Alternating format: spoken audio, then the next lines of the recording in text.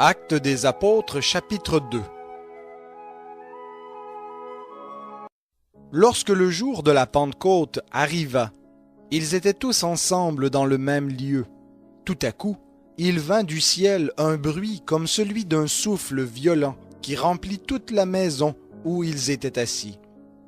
Des langues qui semblaient de feu et qui se séparaient les unes des autres leur apparurent. Elles se posèrent sur chacun d'eux. Ils furent tous remplis d'Esprit Saint et se mirent à parler en d'autres langues, selon que l'Esprit leur donnait de s'exprimer. Or, il y avait en séjour à Jérusalem des Juifs pieux venus de toutes les nations qui sont sous le ciel. Au bruit qui se produisit, la multitude accourut et fut bouleversée, parce que chacun les entendait parler dans sa propre langue. Ils étaient hors d'eux-mêmes et dans l'admiration, et disaient « Voici, ces gens qui parlent ne sont-ils pas tous Galiléens? Comment les entendons-nous chacun dans notre propre langue maternelle? Parthes, Mèdes, Élamites, ceux qui habitent la Mésopotamie, la Judée, la Cappadoce, le Pont, l'Asie, la Phrygie, la Pamphylie, l'Égypte, le territoire de la Libye voisine de Cyrène, et ceux qui sont venus de Rome, Juifs et prosélytes, Crétois et Arabes. Nous les entendons parler dans nos langues des merveilles de Dieu. » Tous étaient hors d'eux-mêmes et perplexes, et se disaient les uns aux autres, « Que veut dire ceci? » Mais d'autres se moquaient et disaient, « Ils sont pleins de vin doux. » Alors Pierre, debout avec les 11, éleva la voix et s'exprima en ces termes. « Vous, Juifs, et vous tous qui séjournez à Jérusalem, sachez ceci et prêtez l'oreille à mes paroles. Ces gens ne sont pas ivres comme vous le supposez, car c'est la 3e heure du jour, mais c'est ce qui a été dit par le prophète Joël. Dans les derniers jours, dit Dieu, je répandrai de mon esprit sur toute chair. Vos fils et vos filles prophétiseront, vos jeunes gens auront des visions, et vos vieillards auront des songes.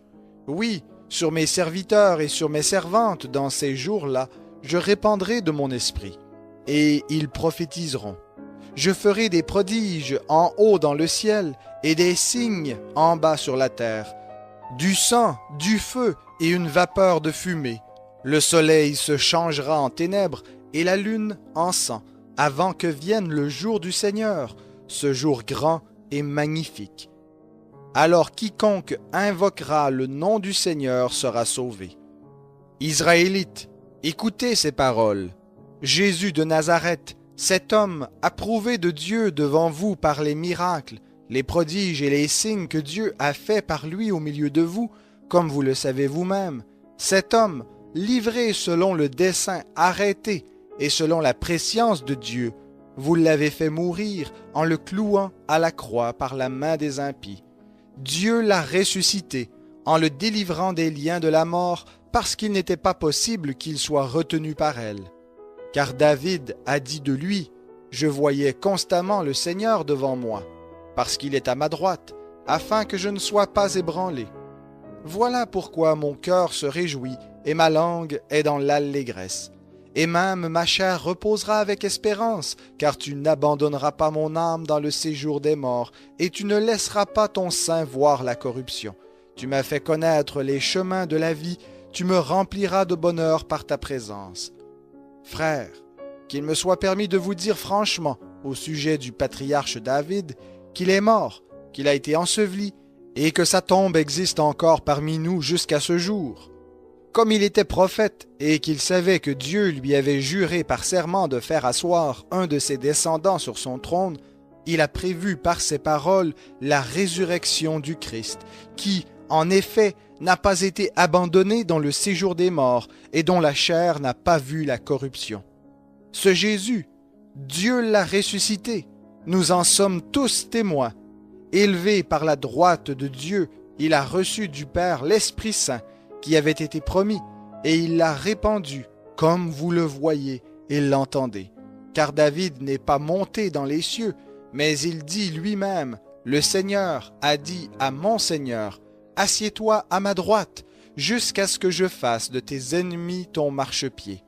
Que toute la maison d'Israël sache donc avec certitude que Dieu a fait Seigneur et Christ ce Jésus que vous avez crucifié. » Après avoir entendu cela, ils eurent le cœur vivement touché, et ils dirent à Pierre et aux autres apôtres, « Frères, que ferons-nous » Pierre leur dit, « Repentez-vous, et que chacun de vous soit baptisé au nom de Jésus-Christ pour le pardon de vos péchés, et vous recevrez le don du Saint-Esprit. Car la promesse est pour vous, pour vos enfants, et pour tous ceux qui sont au loin, en aussi grand nombre que le Seigneur notre Dieu les appellera. » Et par beaucoup d'autres paroles, il rendait témoignage et les exhortait en disant, « Sauvez-vous de cette génération perverse. » Ceux qui acceptèrent sa parole furent baptisés, et en ce jour-là furent ajoutés environ 3000 âmes. Ils persévéraient dans l'enseignement des apôtres, dans la communion fraternelle, dans la fraction du pain et dans les prières. La crainte s'emparait de chacun, et il se faisait beaucoup de prodiges et de signes par les apôtres. Tous ceux qui avaient cru étaient ensemble et avaient tout en commun. Ils vendaient leurs biens et leurs possessions, et ils en partageaient le produit entre tous selon les besoins de chacun. Chaque jour, avec persévérance, ils étaient au temple d'un commun accord. Ils rompaient le pain dans les maisons et prenaient leur nourriture avec allégresse et simplicité de cœur. Ils louaient Dieu et obtenaient la faveur de tout le peuple, et le Seigneur ajoutait chaque jour à l'Église ceux qui étaient sauvés.